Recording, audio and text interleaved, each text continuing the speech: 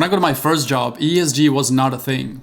Nobody talked about environmental, social, and governance factors in the context of which company they worked for. Nobody even dared question the boards or the corporations about their responsibility, diversity, gender equality, or values. Not until the millennials showed up and technology allowed everything to be immediate and transparent in terms of information. And it's true that the millennials got a lot of bad rep over time, but this is something they undeniably deserve to get the credit for. I know firsthand, I'm the middle child, not only in my own family, but also in this whole generation transformation. I have watched the baby boomers resist this change and the millennials fight for it. And so when it comes to investing, this is no different. Companies now care, or were forced to care, about ESG and about being good citizens. And they do it because they know that we, as investors, care about where we're putting our money. That's why today I want to go over 6 ETFs that offer you just that. Amazing diversification with a strong focus on ESG.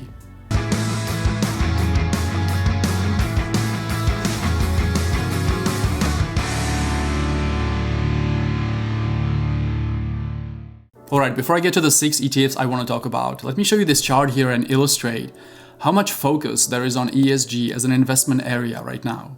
So you see, back in 2010, there really wasn't much in terms of how many products you could invest in if you wanted to invest in sustainable ESG type of products.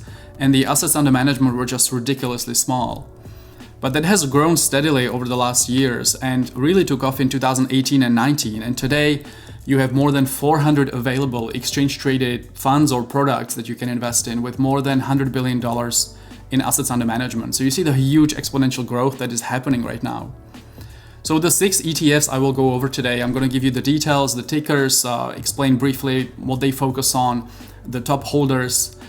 They are 6 out of many, right? But these offer really great diversification, transparency, and low cost. All right, ready? The first ETF is from iShares, and it's the MSCI KLD 400 Social ETF, ticker DSI. It's got almost $3 billion in assets under management, and it has grown by almost $1 billion over the last 12 months. So you see that's just that huge focus that I mentioned in the previous chart. Now this one started in 2006, so it's well established. It's been here for 15 years, and it's relatively cheap at 0.25% expense ratio. So remember, 0.25% expense ratio, that means that for every $10,000 you would invest in this ETF, you would pay $25 in terms of yearly fees to the manager of the ETF, right? That does the selection and the rebalancing of the ETF for you. Now, you see the biggest holdings right now are Microsoft at almost 10%, but then you have Google, Tesla, Visa, Walt Disney, MasterCard, Nvidia, PayPal. So you see really household names, big household names, but one thing that you have to be aware of is that 45% of this ETF is tilted towards communication and technology. So it is diversified, but slightly tilted towards tech. The second ETF on my list is from VANGUARD, and it's the ESG US Stock ETF, ticker ESGV. Now, this ETF has only been here since 2018, but it has really grown massively. It's got $3.7 billion in assets under management, and it has tripled over the last 12 months in terms of how many inflows came into this ETF. Now, the difference between this one and the first one is that this one is a lot more diversified. There's close to 1,500 companies in this ETF, versus 400 in the first one. And also the expense ratio is only 50% of the previous one. We're only at 0.12% in terms of expense ratio. So again, $12 in terms of fees for every $10,000 you would invest in this ETF. Now, when you look at the holders here, Apple and Microsoft are the two top spots with about 12% together. But then you have a ton of great companies like Amazon, Google, Facebook, Tesla, JP Morgan, and obviously close to 1,500 other companies. But again, this ETF that's only been here for 2 or 3 years at close to $4 billion assets under management really shows how much money is coming into this area of investment. The third ETF on my list is a gender diversity ETF, ticker SHE for she. Now, obviously gender diversity is a huge criteria when it comes to ESG, and so this is exactly what this ETF focuses on. It focuses on companies that are leaders in advancing women through gender diversity in their management and boards. It's still relatively small at only about $200 million in assets under management, but back when it started in 2016, it made a lot of headlines. This was the time when the statue of the fearless girl was taking on Wall Street, if you remember that. Now, it's still relatively cheap at 0.2% in terms of expense ratio, so in line with all the other ETFs that we're talking about today.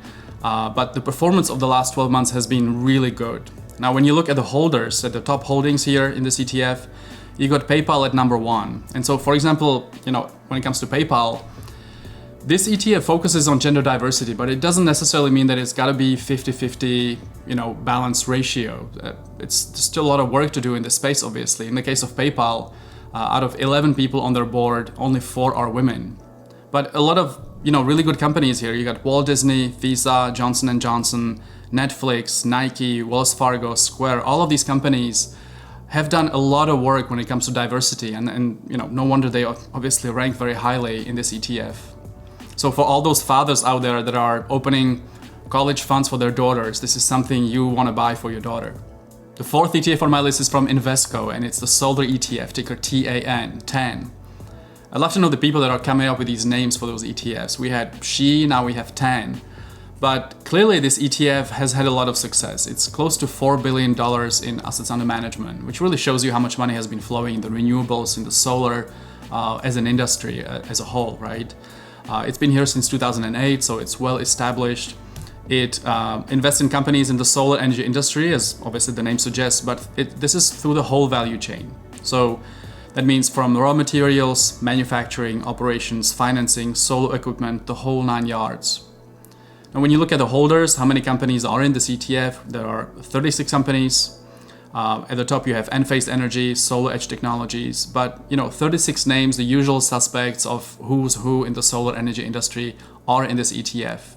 So clearly as a play, this is a much more concentrated play, right? When you invest, when you buy this ETF, you're really betting on the renewables, on the solar energy, being much more dominant over the next 10 years and kind of taking away and replacing some of the traditional sources. Now, when you look at the chart of the performance, it's done really phenomenally well. And we have seen this, small pullback lately. So I think if you see more pullback in the performance of this ETF, you can get to levels where it makes a lot of sense to own and hold this in the long run. Well, the last 2 ETFs I want to talk about, they're kind of really at the opposing ends of how they make their selections. So ETF number 5 on my list is the S&P 500 Fossil Fuel Reserves, ticker SPYX. Now, this ETF has about $1 billion in assets under management, has been here for 5 years. Again, the expense ratio is 0.2%, so kind of in line with all the others. But what's interesting here is that this ETF really selects the companies it invests in by exclusion. So effectively, it takes the S&P 500 as a whole and excludes anything that's in the oil and gas or fossil fuel traditional energy industry. So what's interesting is that a year ago, this ETF had 460 companies in it, meaning that a year ago, 40 other companies out of the S&P 500 were in the oil and gas industry. And today, the ETF has 490 companies. It just shows you how many companies in the oil and gas industry left the S&P 500. And finally, the last ETF I want to talk about is kind of at the other side of the spectrum, right? This one is selecting their ESG investments by exclusion of the oil and gas.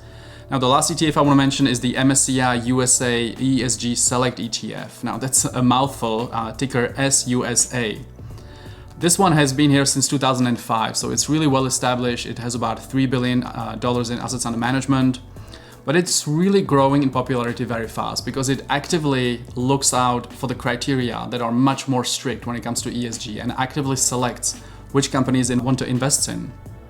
At this point, it has 226 companies. So, when you look at the holders, the top are Microsoft, Apple, Google, the usual suspects that we have seen in some of the other ETFs. But you also have companies like Home Depot, Facebook, and then of course Tesla, for example, obviously, and companies like Accenture. So an interesting ETF, the 5th that I was mentioning excludes oil and gas. This one really goes through the scorecard when it comes to ESG criteria and only invests in those that really fit very strict criteria. So I think this is my favorite ETF. It's still well diversified with 226 companies, but it really offers you, a chance to invest in alignment with your values, with what you believe in, if you obviously believe in ESG criteria as a whole. So look, as an investor, this is something you want to focus on because ESG clearly has redefined how people value companies, how they look at companies, and how companies want to behave as good citizens. So as an investor, you want to focus on, being invested in companies that align with your values, but also clearly this is where the money is going, right? Just to demonstrate this on one of the ETFs we talked about, the money is flowing out of the traditional energy business. They're being dropped out of the S&P 500, and you want to be invested in companies and ETFs or other products where the funds are flowing. And this is clearly an area when it comes to the investment spectrum where money is flowing, and this is the future over the next 10, 20 years of how people want to invest and how companies want to behave and be good citizens. All right. Thanks for hanging out with me. Make sure you like the video if you enjoyed this conversation, subscribe to the channel if you haven't yet, and I'll see you in a few days.